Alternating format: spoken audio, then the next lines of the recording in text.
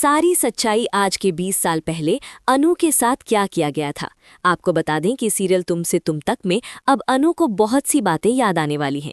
एक तरफ अनु को धीरे धीरे ये याद आने लगता है कि कोई था जिसने उसके पूर्व जन्म में उसकी हत्या कर दी थी और मारकर उसे दफना दिया था। अब वो कौन था और उसने अनु को क्यों मारा, ये सारे सवाल अनु के मन में घूमने लगते हैं। अनु को इन सभी सवालों के जवाब चाहिए, इसलिए अनु शंकर जी के मंदिर पहुंचती है और भगवान से प्रार्थना करती है, हे भगवान, मैंने ऐसी कौन सी गलती की थी जिसकी वजह से मुझे इतना बड़ा दंड भुगतना पड़ा और मुझे इस जन्म में उसका उत्तर क्यों नहीं मिल पा रहा। तभी वहां अनु एक औरत मिलती है जो उसे सारी सच्चाई बताती है। वो कहती है कि भगवान की पूजा करके 108 परिक्रमा करनी होगी और जल चढ़ाना होगा, तब शायद सब कुछ याद आ जाए। अनु ऐसा ही करती है और उसे सब कुछ याद आ जाता है। अनु को याद आता है कि पिछले जन्म में उसे मरवाने वाला कोई और नहीं, के आयत्री सीन नहीं, बल्कि झेंडे और आर्यवर्धन की माँ थी। जी हाँ, आर्यवर्धन की माँ अपने बेटे को उसकी पहली पत्नी राजनंदिनी से दूर करना चाहती थी। इसी वजह से उन्होंने इतना बड़ा षड्यंत्र रचा था। सीरियल में दिखाया जाएगा कि एक तरफ जहां अनु को सारी बातें याद आने लगेंगी, वहीं उसे ये भी समझ आ जाएगा कि आर्यवर्धन की माँ ने उसे आर्यवर्धन से अलग करने के लिए ये साजिश रची थी। ये सब याद आने के बाद अनु तुरंत शादी के लिए तैयार हो जाएगी, क्योंकि अनु जानती है कि शादी करके ही वो इस साजिश का बदला ले सकती है।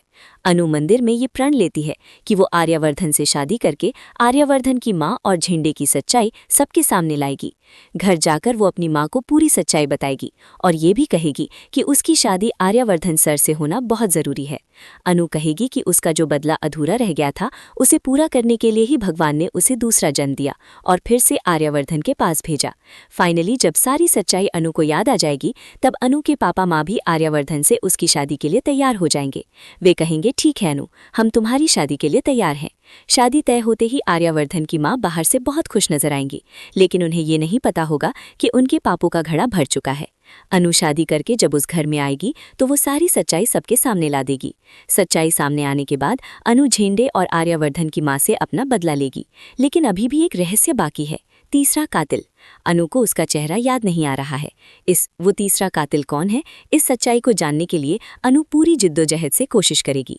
आखिरकार तीसरे कातिल का नाम आर्यवर्धन की माँ ही अनु को बताएगी। अब यहाँ से तुमसे सुनते तुम तक की कहानी और भी ज़्यादा इंटरेस्टिंग होने वाली है। एक तरफ शादी का ट्रैक चलेगा और दूसरी तरफ शादी के दौरान ही अनु अपने बदले की आग में जलती रहेगी। उसे अपनी मौत का बदला लेना है, क्योंकि किसी ने उसकी जान लेकर उसे उसके पति से अलग कर दिया था।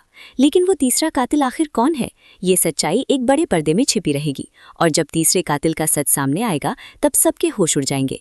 अब देखना बेहद दिलचस्प होगा कि आने वाले एपिसोड में शादी के बाद अनु के साथ क्या होता है।